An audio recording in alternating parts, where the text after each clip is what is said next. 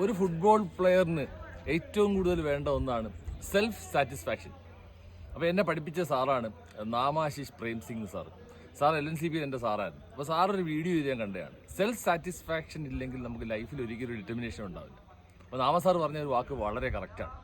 നമുക്ക് self satisfaction, നമ്മൾ football കളിക്കുന്നു, നമുക്ക് തീർച്ചയായിട്ടും സെൽഫ് സാറ്റിസ്ഫാക്ഷൻ ഉണ്ടായിരിക്കണം. എന്നാലേ നമുക്ക് ആ ട്രെയിനിങ് കൊണ്ട് ഗുണമുള്ളൂ. ഒരു ട്രെയിൻ ചെയ്ത് കഴിഞ്ഞാൽ നമുക്കൊരു സെൽഫ് സാറ്റിസ്ഫാക്ഷൻ വരണം, അതൊരു മോട്ടിവേഷൻ ഉണ്ടാവും. എന്നാലേ നമുക്ക് ഈ ഫുട്ബോൾ കണ്ടിന്യൂ ചെയ്യാൻ പറ്റുള്ളൂ. ഓരോ പ്ലെയറിനും വേണ്ടതാണ്. ഒരു മാച്ച് കളിച്ചാലും ഒരു ട്രെയിൻ ചെയ്താലും എന്ത് ചെയ്താലും ഫുട്ബോളിനെ പറ്റി ഒരു റിയലിസ്റ്റിക് ഐഡിയ ഉണ്ടാക്കാൻ തീർച്ചയായിട്ടും സെൽഫ് സാറ്റിസ്ഫാക്ഷൻ വേണം. സെൽഫ് സാറ്റിസ്ഫാക്ഷൻ ഇല്ലെങ്കിൽ നമുക്ക് ഒരിക്കലും ഫുട്ബോളിൽ സക്സസ് ആവാൻ പറ്റത്തില്ല. കാരണം സക്സസ് ഡിറ്റർമിൻ ചെയ്യുന്നത് എപ്പോഴും നമ്മുടെ തൃപ്തിയാണ്. അത് സെൽഫ് സാറ്റിസ്ഫാക്ഷൻ, നമുക്ക് ഇഷ്ടപ്പെട്ട ട്രെയിനിങ് പ്രോഗ്രാം, സയൻറ്റിഫിക് ആയിട്ടുള്ള ട്രെയിനിങ് പ്രോഗ്രാം ഉള്ളിടത്ത് നമുക്ക് ചെയ്യാം. അതെല്ലാം നമ്മുടെ ഇഷ്ടപ്പെട്ട കാഴ്ചപ്പാടാണ്. അപ്പോൾ തീർച്ചയായിട്ടും നിങ്ങൾ സെൽഫ് സാറ്റിസ്ഫാക്ഷൻ നിങ്ങൾ ലൈഫിൽ ഉണ്ടാക്കിയെടുക്കണം. സെൽഫ് സാറ്റിസ്ഫാക്ഷൻ ഒരു ഇമ്പോർട്ടൻറ്റ് ക്വാളിറ്റി